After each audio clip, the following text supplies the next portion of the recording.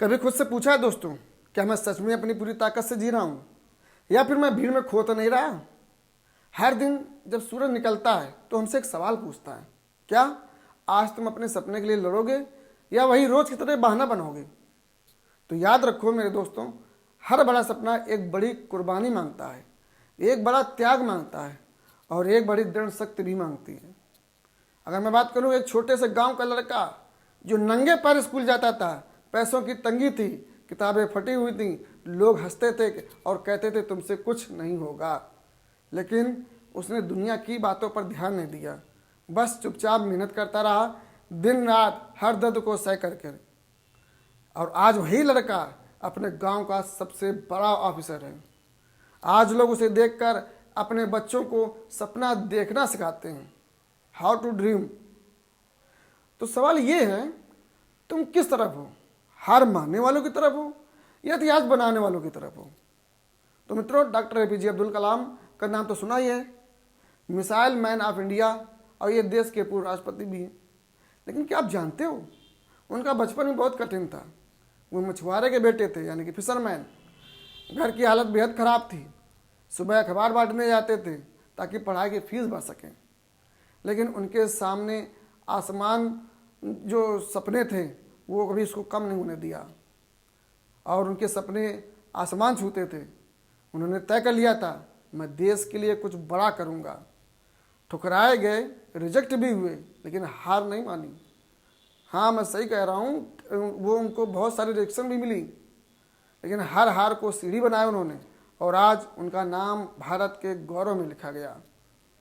और फिर एक और नाम है जिसको हम सभी लोग जानते हैं, डॉक्टर भीमराव अंबेडकर, जिन्होंने हमारे भारत का संविधान बनाया, जिसको हम कॉन्स्टिट्यूशन भी कहते हैं। लेकिन उनका बचपन कितना दर्दनाक था, कितना पेनफुल था। उन्होंने डिस्क्रिमिनेशन को झेला, अपमान को झेला, स्कूल में पानी तक नहीं पीने दिया जाता था, लेकिन बाबा साहब ने ठान लिया था, मैं पढ़ूंगा, सीखूंगा और दुनिया को बदल कर दिखाऊंगा। उन्होंने पढ़ाई को अपना सबसे बड़ा हथियार बनाया, विदेश जाकर उच्च शिक्षा प्राप्त की और फिर भारत का भविष्य अपने हाथों से गढ़ा। अब सोचो, अगर कलाम साहब हार मान लेते तो आज हमारा देश किस जगह होता? अगर बाबा साहब हार मान लेते तो आज जो अधिकार हैं क्या वो हमको मिलते? नहीं। तो इसलिए मित्रों, तुम्हारे पास भी वही आग है, वही जोश है और वही ताकत है। फर्क बस इतना है, वो लोग कभी रुके नहीं, कभी थके नहीं और कभी बहाने नहीं बनाए। तो अब वक्त आ गया है, अपने अंदर की ताकत को पहचानो। वो हम सब कुछ कर सकते हैं जो महाविभूतियों ने कर दिखाया।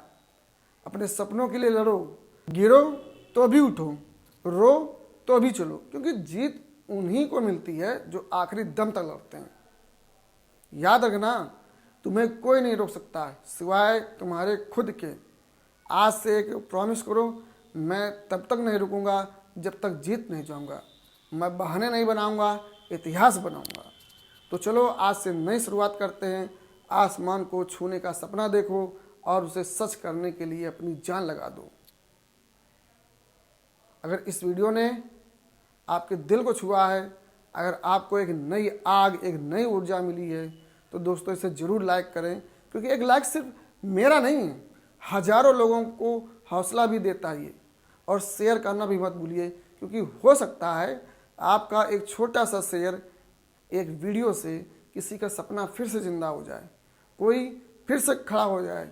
और अगर आप भी हर दिन इसी तरह मोटिवेशन, पॉजिटिविटी और ज़िंदगी बदलने वाली बातें सुनना चाहते हैं, तो चैनल को सब्सक्राइब करिए और बेल आइकन को दबाइए, ताकि हम हर दिन मिलकर अपने सपनों के और करीब पहुँचें।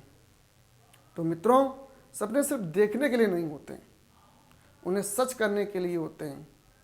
ठीक है, तो सपनों को देखिए और सच करने के लिए हर भरसक प्रयास भी करिए।